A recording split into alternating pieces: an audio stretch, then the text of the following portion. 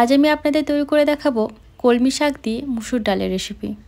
খুবই সাধারণ একটা রান্না, অথচ গরম গরম ভাতের সাথে অসাধারণ লাগে খেতে। তো চলুন দেখে নিই আজকের রেসিপিটা।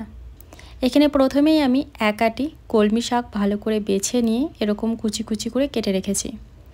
তো এখন শাকটা খুব ভালো করে 2-3 বার জল দিয়ে কিন্তু ধুয়ে নিতে হবে, যেন শাকের মধ্যে কোনো বালি না থাকে। এখন একটা কড়াইয়ের মধ্যে দিচ্ছি 1 কাপ পরিমাণ মুসুর ডাল। এখন খুব ভালো করে ডালটাকে একবার ধুয়ে নিচ্ছি। খুবই সহজ এই ডালের রেসিপিটি, খুবই চটজলদি তৈরি হয়ে যায়, কিন্তু গরম গরম ভাত দিয়ে কিন্তু অসাধারণ লাগে খেতে। অবশ্যই এভাবে একবার কলমি শাক দিয়ে মুসুর ডালের রেসিপি যদি না বানিয়ে থাকেন, একবার বানিয়ে দেখবেন, আশা করি আপনাদেরও ভালো লাগবে। তো ডালটাকে ভালো করে আমি জল দিয়ে ধুয়ে নিয়েছি। তারপর ডালের মধ্যে পরিমাণ মতো জল আর লবণ দিয়ে ডালটাকে এখন সেদ্ধ করে নেব। এখন কিন্তু ডালের মধ্যে আমি হলুদ গুঁড়ো দিচ্ছি না, কারণ হলুদ গুঁড়ো দিয়ে ডাল সেদ্ধ করলে কিন্তু দেখা যায় অনেক ডাল সেদ্ধ হতে অনেক বেশি টাইম লাগে। তার জন্য আমি শুধুমাত্র লবণ দিয়ে সেদ্ধ করে নিচ্ছি। আর ডালের ওপর এই যে ফেনাটা উঠছে, সেটা এইভাবে হাতা করে ফেলে দিচ্ছি। তো ডালটাকে আমি ভালো করে সেদ্ধ করে নিচ্ছি। আপনারা চাইলে কুকারও করে নিতে পারেন, তবে কুকারের ডাল সেদ্ধ আর কড়াইতে এই ডাল সেদ্ধ দুটোর স্বাদ কিন্তু একেবারে আলাদা হয়। তো দেখতেই পাচ্ছেন ডালটা কিন্তু ভালো মতো সেদ্ধ হয়ে গেছে। এখন আমি ডালটাকে একটা পাত্রে নামিয়ে রাখবো। আর ডালের এই কড়াইটার মধ্যে অল্প পরিমাণে জল দিয়ে ভালো করে কড়াইটা ধুয়ে ওই ডালের মধ্যেই জলটা দিয়ে দেবো।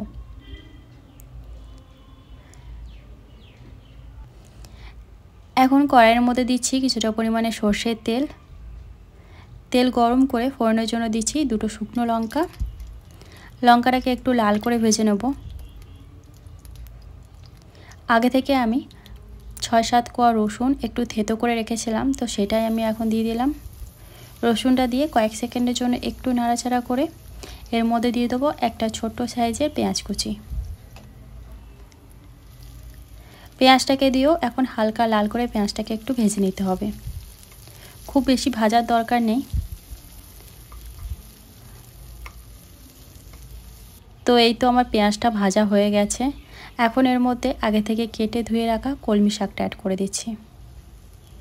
এখন কলমি শাকটা দেওয়ার পর কলমি শাকটাকে একটু নরম করে আমরা রান্না করে নেব, যাতে তাড়াতাড়ি শাকটা নরম হয়ে যায়। তার জন্য কিন্তু এর মধ্যে আমি এখনই দিয়ে দেবো পরিমাণ মতো লবণ। লবণ কিন্তু ডালেও দেওয়া আছে, তো শুধুমাত্র শাকের আন্দাজ মতো কিন্তু লবণটা এখানে অ্যাড করতে হবে। আর শাকটা কিন্তু এখন যতটা পরিমাণ দেখতে পাচ্ছেন গলে গিয়ে কিন্তু আর একটু কমে যাবে, তার জন্য কিন্তু লবণটা সেই আন্দাজ মতোই দিতে হবে। তো লবণ দিয়ে ভালো করে নেড়ে ছেড়ে এখন আমি ঢাকা চাপা দিয়ে শাকটাকে একটু নরম করে রান্না করে নিচ্ছি। তো মোটামুটি ওই 3-4 মিনিটের মধ্যেই কিন্তু শাকটা একদম নরম হয়ে আসবে। দেখতেই পাচ্ছেন শাকটা কিন্তু নরম হয়ে একটু কমে এসেছে। এখন এর মধ্যে অল্প পরিমাণে হলুদ গুঁড়ো দিচ্ছি। হলুদ গুঁড়োটাকে একবার ভালো করে নেড়ে ছেড়ে মিশিয়ে নেওয়ার পর এর মধ্যে আমরা দিয়ে দেবো আগে থেকে সেদ্ধ করে রাখা মুসুর ডালটা।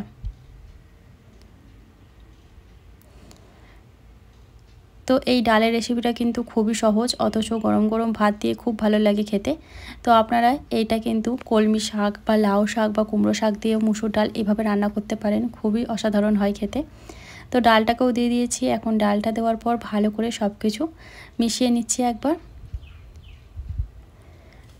এখন আপনারা ডালটা কতটা ঘন বা পাতলা করতে চান সেই অনুযায়ী কিন্তু জলটা অ্যাড করতে হবে। তবে এই শাকটা কিন্তু এই শাক ডালটা কিন্তু একটু মিডিয়ামই ভালো লাগে, মানে খুব বেশি পাতলা খুব বেশি ঘন ভালো লাগে না।